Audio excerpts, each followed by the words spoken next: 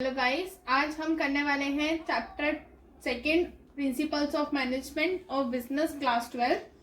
Video आगे शुरू करने से पहले आप मेरे चैनल को सब्सक्राइब कर देना, लाइक कर देना अगर आपको समझ आता है, और वीडियो को शेयर भी कर देना कि और लोगों को भी बेनिफिट हो सके, और बेल आइकन को क्लिक करना ना भूलें, जिससे आपको आने वाली न्यू वीडियो की नोटिफिकेशन टाइम पर मिल जाएगी। चलिए आइए स्टार्ट करते हैं। Principles of management. Principles of management क्या होता है? A managerial principle is a broad and general guidelines. जो एक मैनेजरियल प्रिंसिपल है वो एक ब्रॉड यानी एक बहुत फैली हुई और जर्नल गाइडलाइंस है for decision making and behaviour, जिसकी हेल्प से एक ऑर्गेनाइजेशन के अंदर डिसीजन मेक किया जा सकता है। जो ये मैनेजरियल प्रिंसिपल्स होते हैं ये रिजिड नहीं होते, ये प्योर साइंस भी होती हैं, और इनको हम टाइम टू टाइम चेंज भी कर सकते हैं और हर जगह इनका एप्लीकेबल होता है। और जैसे एक एग्जांपल है कि अगर हमें किसी एक एम्प्लॉय को प्रमोशन देनी है तो या तो हम उसको प्रमोशन दो बेसिस पर दे सकते हैं। एक है हमारे पास सीनियोरिटी बेसिस, दो बेसिस पर प्रमोशन दी जा सकती है। एक होती है सीनियोरिटी बेसिस और दूसरा होता है जो मेरिट बेसिस भी ले सकते हैं, और हम कह सकते हैं उसके जो बिहेवियर है उसकी पर्सनल एप्लीकेशन के बेसिस पर। ठीक है, सीनियरिटी बेसिस यानी हम उनको प्रमोट करेंगे, उनको प्रमोशन देंगे जो कि सीनियर है, और मेरिट बेसिस के ऊपर यानी जो पर्सन उस पोस्ट के लिए ज़्यादा एप्लीकेबल है, जिन्होंने ज़्यादा मेहनत की है, उनको प्रमोशन देंगे। ठीक है, तो principles of management other guidelines से रिलेट करते हैं, और हर टाइप के प्रिंसिपल्स होते हैं मैनेजमेंट के अंदर, और उनको एक सुटेबल वे में चूज करना जो कि एक ऑर्गेनाइजेशन को किस टाइप का प्रिंसिपल सही लगता है उस ऑर्गेनाइजेशन के लिए, तो वो है डिसीजन मेकिंग के ऊपर हमारा प्रिंसिपल्स ऑफ मैनेजमेंट। फिर है natures of principles of management. क्या नेचर होता है मैनेजमेंट का? First is universal applicability. Universal applicability मतलब है कि ये यूनिवर्सल है, हर जगह पर हम इसको इस्तेमाल कर सकते हैं, हर जगह, यानी चाहे वो एक बिजनेस ऑर्गेनाइजेशन है, चाहे वो नॉन बिजनेस ऑर्गेनाइजेशन है, छोटी है, बड़ी है, पब्लिक सेक्टर की ऑर्गेनाइजेशन है, प्राइवेट सेक्टर है, कोई मैन्युफैक्चरिंग सेक्टर है या सर्विस सेक्टर है, हर जगह ये एप्लीकेबल होता है। और इसका जो नेचर है वो सिचुएशन के ऊपर भी होता है कि जिस टाइम पर किस ऑर्गेनाइजेशन के अंदर किस टाइप की सिचुएशन चल रही है, उस टाइप से हम अपने प्रिंसिपल्स ऑफ मैनेजमेंट को क्या करते हैं, अप्लाई करते हैं एक ऑर्गेनाइजेशन के अंदर। फिर ये जो प्रिंसिपल्स होते हैं ये लिमिटेड कंपनी के लिए भी एप्लीकेबल होते हैं, जहाँ पर अलग अलग सेपरेट डिपार्टमेंट्स भी होते हैं, लाइक प्रोडक्शन डिपार्टमेंट हो गया, finance department, marketing department and research department, development, ये सारे हर तरह के केसेस में काम आता है प्रिंसिपल्स। ठीक है, फिर नेक्स्ट है जनरल गाइडलाइंस। ये जो प्रिंसिपल्स होती हैं ये जनरल गाइडलाइंस होती हैं जिनके हेल्प से एक्शन लिया जाता है। ये कोई रेडीमेड प्रोडक्ट नहीं है जिसको हम सीधा परचेज करके प्रोवाइड कर लेंगे, ऐसा नहीं होता। इसके लिए बहुत सारी एक्सपेरिमेंट्स वगैरह करनी पड़ती हैं, जिसकी हेल्प से हम क्या कर सकते हैं, अपने ऑर्गेनाइजेशन को अच्छे से मैनेज कर सकते हैं। जो हमारी रियल बिजनेस होता है उसकी जो सिचुएशंस होती हैं वो बहुत ज़्यादा कॉम्प्लेक्स डायनेमिक नेचर की होती हैं, और बहुत सारे फैक्टर्स जो होते हैं वो उसको क्या करते हैं, अफेक्ट करते हैं। तो इसलिए जो प्रिंसिपल्स ऑफ मैनेजमेंट है वो बहुत इंपॉर्टेंट होता है। कई बार क्या होता है कि अगर हमारी एक छोटी सी भी मिस्टेक हो जाती है तो उसकी वजह से पूरा का पूरा उस प्रॉब्लम में ही बंदा घुसता चला जाता है। तो यानी प्रिंसिपल ऑफ मैनेजमेंट एक जनरल गाइडलाइंस है जिसकी हेल्प से हम लोग एक्शन लेते हैं। फिर है formed by practice and experimentation. ये किस बेस पर बनी है? प्रैक्टिस और एक्सपेरिमेंटेशन के ऊपर। यानी धीरे धीरे बहुत सारी थ्योरीज आती गई थी। थ्योरीज आने का मतलब है कि हर एक पर्सन ने अपनी अपनी अलग अलग थ्योरी प्रोवाइड करी थी, जिनके थ्योरी के बेसिस पर ये प्रिंसिपल्स बने हैं। ठीक है, वो जो ये है मेनली एक्सपेरिमेंट के ऊपर। मैनेजमेंट की अलग अलग थ्योरी, यानी पहले आई थी न्यूक्लासिकल थ्योरी,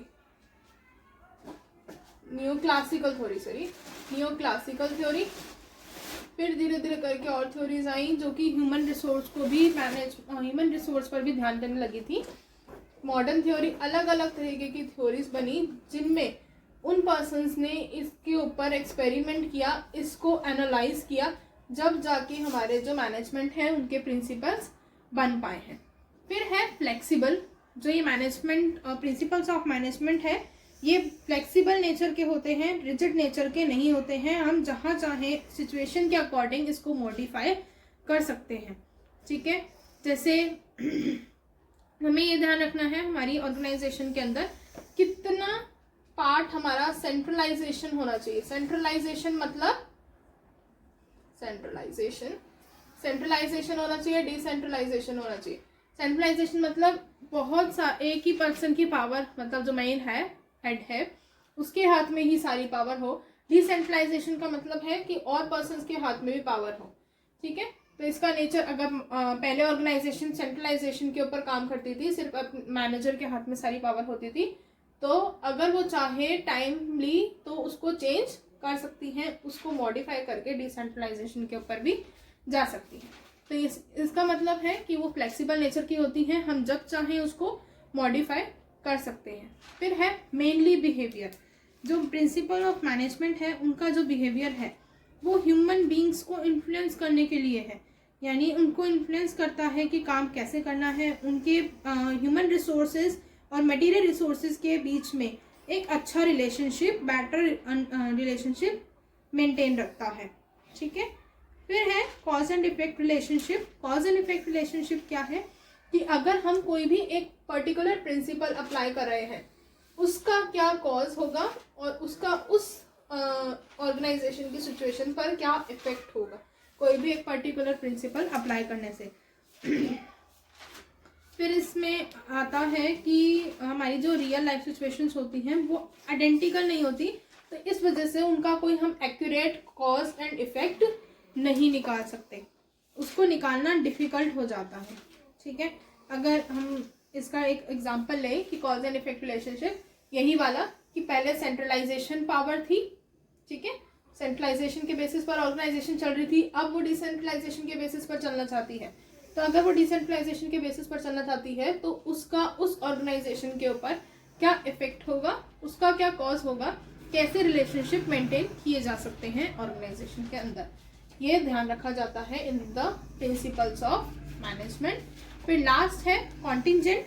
कॉन्टिंजेंट यानी किसी भी चीज़ को हम जो भी अप्लाई करते हैं बहुत ध्यान से अप्लाई करना है। अगर जिस हिसाब से सिचुएशन है उस हिसाब से, उसकी रिक्वायरमेंट के हिसाब से हमें अप्लाई करना होता है प्रिंसिपल बहुत केयरफुली।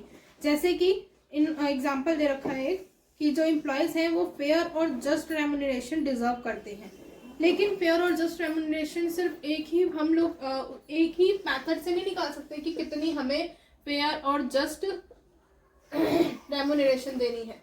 बहुत सारे फैक्टर्स होते हैं जो इनको अफेक्ट करते हैं, जैसे कि एम्प्लॉय का क्या कंट्रीब्यूशन है एक ऑर्गेनाइजेशन के अंदर, क्या पेइंग कैपेसिटी है एक एम्प्लॉयर की कि वो कितना पे कर रहा है। अगर वो ज़्यादा ही पे कर रहा है,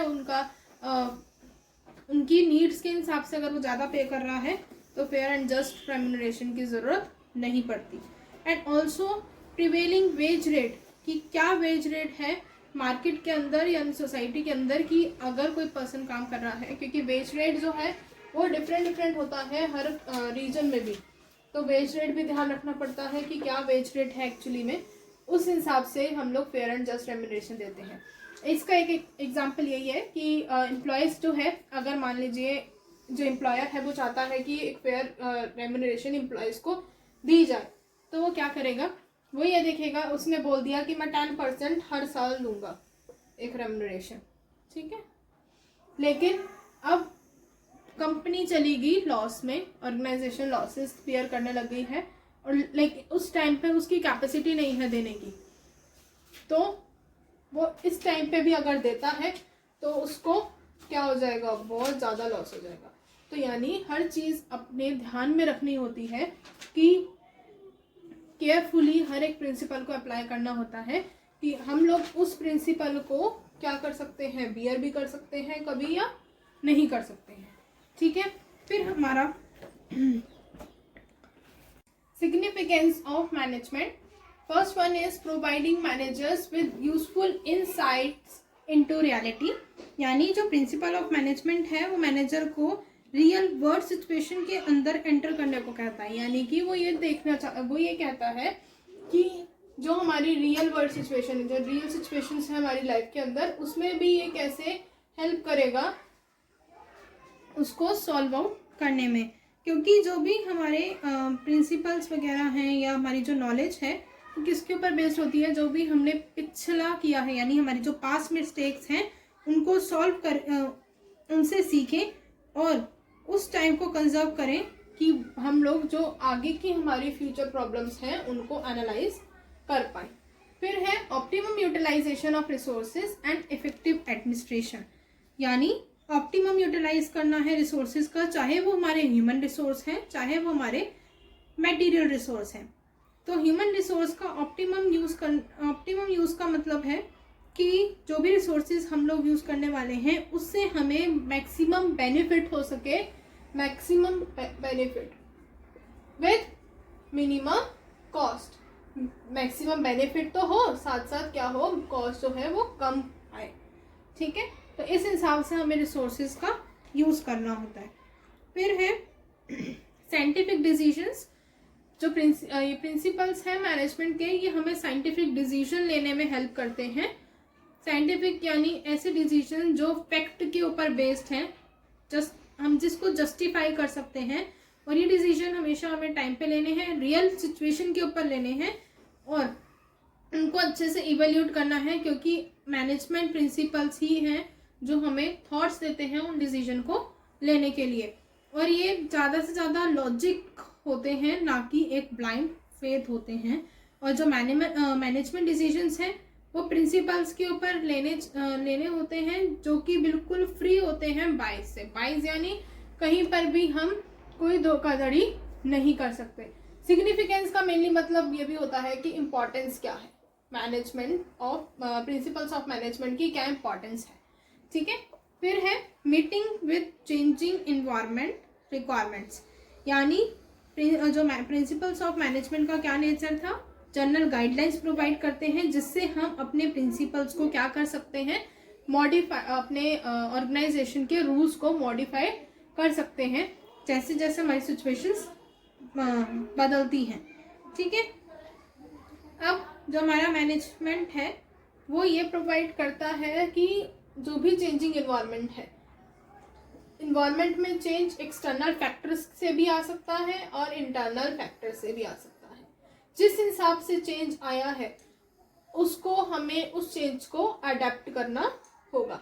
जैसे पहले के टाइम पर क्या चलते थे, टाइपराइटर्स चलते थे, धीरे धीरे कंप्यूटर आए। पहले स्टार्टिंग जो कंप्यूटर्स की थी वो ज़्यादा लोग यूज़ नहीं करते थे बिकॉज ऑफ हाई टेक्निक।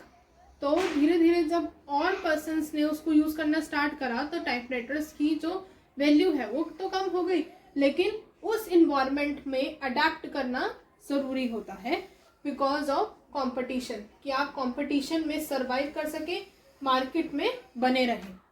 ठीक है, फिर है fulfilling social responsibility. Social responsibility fulfil करना मैनेजमेंट के प्रिंसिपल में भी इम्पॉर्टेंट होता है। जैसे जैसे अवेयरनेस बढ़ती जा रही है पीपल्स की, वैसे वैसे वो अपनी क्या करते जा रहे हैं, हर एक चीज़ पर वैल्यू करने लगे हैं। वैल्यू करने का मतलब है बहुत ज़्यादा चौकन्ना होने लगे हैं कि हमें कैसे क्या प्रोडक्ट ब्रांड का लेना है या ऐसी जो सस्ते प्रोडक्ट्स होते हैं वो लेने हैं। तो आजकल जो कंज्यूमर्स की डिमांड है वो मोस्टली है ब्रांडिंग प्रोडक्ट्स के ऊपर। ठीक है, तो सोशल रिस्पॉन्सिबिलिटी भी फुलफिल करना है, यानी कि हम सिर्फ ये नहीं कह सकते कि सोशल रिस्पॉन्सिबिलिटी में सिर्फ इक्विटी आता है आजकल की लाइफ में, ऐसा नहीं है। इसमें हम कस्टमर को वैल्यू करते हैं, इन्वायरमेंट की केयर करते हैं कि कहीं हम इन्वायरमेंट को तो नुकसान नहीं पहुंचा रहे अपनी, कहीं पॉल्यूशन तो क्रिएट नहीं हो रहा। ये भी ध्यान रखना होता है। फिर है next management training education and research. जो मैनेजमेंट के प्रिंसिपल्स हैं वो उनका बेसिस है ट्रेनिंग एजुकेशन और रिसर्च, यानी जैसे जैसे हम आगे आगे पढ़ते जाएंगे उसका हम एक्सपेरिमेंट्स करेंगे।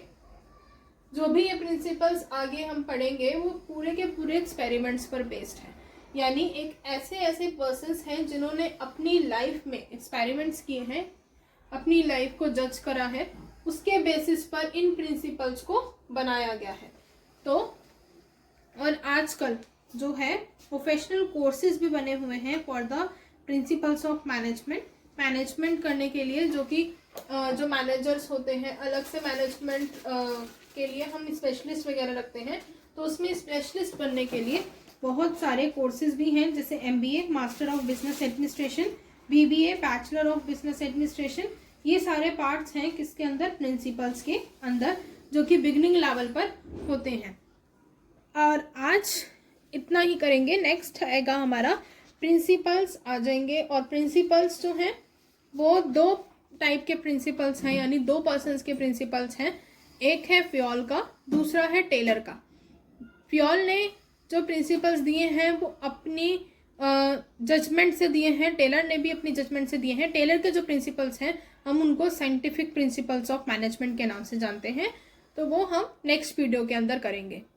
ठीक है, आज के लिए इतना ही, मिलते हैं नेक्स्ट वीडियो में।